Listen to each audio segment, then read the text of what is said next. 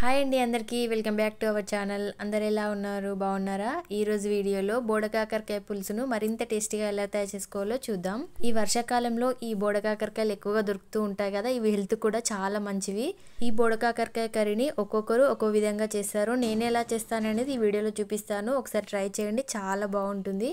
First అయితే ఈ బోడకాకరకాయల్ని salt వాటర్లో వేసి పైన దుమ్ము ఏది లేకుండా నీట్గా కడుక్కొని పక్కకు పెట్టుకోవాలి. ఇప్పుడు ఈ పులుసు చేసుకోవడానికి ఒక పెద్ద నిమ్మకాయ సైజ్ అంతా చింతపండుని ఒకసారి కడుక్కొని వాటర్ పోసి నానబెట్టుకోవాలి. ఈ చింతపండు నానేలోపు మనం కాకరకాయలను అయితే కట్ చేసుకుందాము. 2 సైడ్స్ కట్ చేసి ఇలా మీకు నచ్చిన షేప్లో కట్ చేసుకోవచ్చు. ఇవి లేతగా ఉన్నాయి కాబట్టి నేను గింజలు తీసేయట్లేదు. మీరు కొంచెం ముదిరినవి అయితే గింజలు తీసేయండి, ఎందుకంటే అవి గట్టిగా ఉంటాయి కాబట్టి. ఇట్లా నేనైతే సన్నగా పొడుగా కట్ చేసుకుంటున్నాను. ఇలా మొత్తం కాకరకాయలని కట్ చేసి ఒక ప్లేట్లోకి తీసి పెట్టుకోవాలి.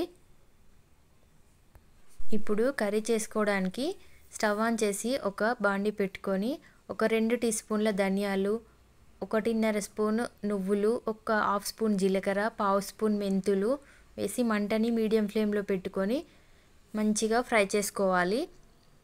ఈ మసాలాలన్నీ మీడియం ఫ్లేమ్లో మంచిగా ఫ్రై అయిన తర్వాత చూడండి, ఇలా వీడియోలో చూపిస్తున్నట్టు మంచి కలర్ వచ్చిన తర్వాత స్టవ్ ఆఫ్ చేసుకొని ఒక గిన్నెలోకి తీసుకోవాలి. ఇవి బాగా చల్లారిన తర్వాత ఒక మిక్సీ జార్లోకి తీసుకొని గ్రైండ్ చేసుకోవాలి. ఇప్పుడు మసాలాలన్నీ మిక్సీ పట్టుకున్న తర్వాత ఇప్పుడు చింతపండు కూడా బాగా నానిపోయింది కదా, ఈ చింతపండులో కొద్దిగా వాటర్ పోసుకుంటూ మరీ చిక్కగా కాకుండా కొంచెం పలచగానే చింతపండు రసాన్ని చేసి పెట్టుకోవాలి. ఎందుకంటే చింతపండు రసం అనేది చిక్కగా ఉంటే మన కర్రీ అనేది బాగా పుల్లగా అయిపోతుంది కదా, అందుకని కొంచెం పలచగానే చేశాను. చూడండి, వీడియోలో చూపిస్తున్నట్టుగా చింతపండు రసం అనేది ఈ కన్సిస్టెన్సీలో ఉంటే సరిపోతుంది. ఇప్పుడు ఆల్రెడీ మనం ముందుగా ఫ్రై చేసుకున్న మసాలాలని మిక్సీ పట్టుకున్నాం కదా, ఇప్పుడు కర్రీ చేసుకోవడానికి ఒక బగోని పెట్టుకొని 1 టేబుల్ స్పూన్ వరకు ఆయిల్ పోసుకోవాలి.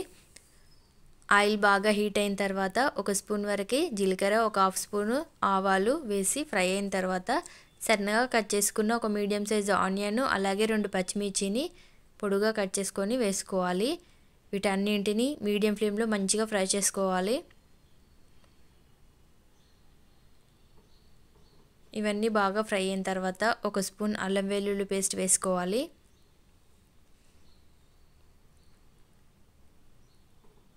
అల్లం వెల్లుల్లి పేస్ట్ పచ్చివాసన పోయేంత వరకు ఫ్రై చేసుకున్న తర్వాత 1 స్పూన్ వరకు పసుపు వేసుకొని కలుపుకోవాలి.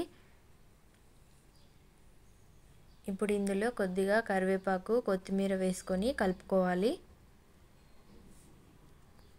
ఇప్పుడు ఇందులో మనం ముందుగా కట్ చేసి పెట్టుకున్న బోడకాకరకాయ ముక్కల్ని వేసి కలుపుకోవాలి.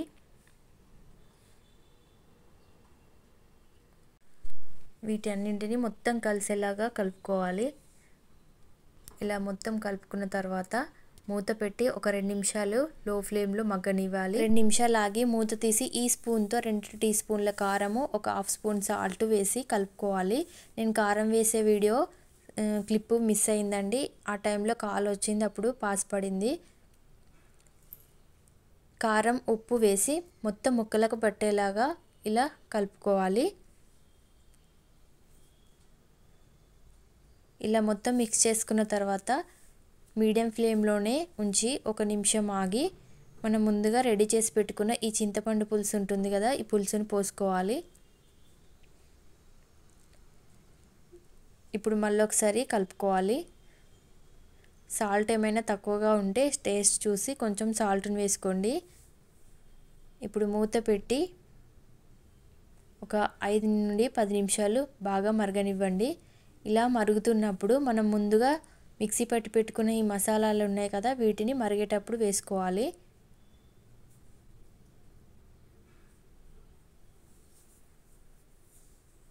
మసాలాలన్నీ వేసిన తర్వాత ఒకసారి కలుపుకొని కర్రీ దగ్గర పడేంత వరకు ఉడికించుకోవాలి.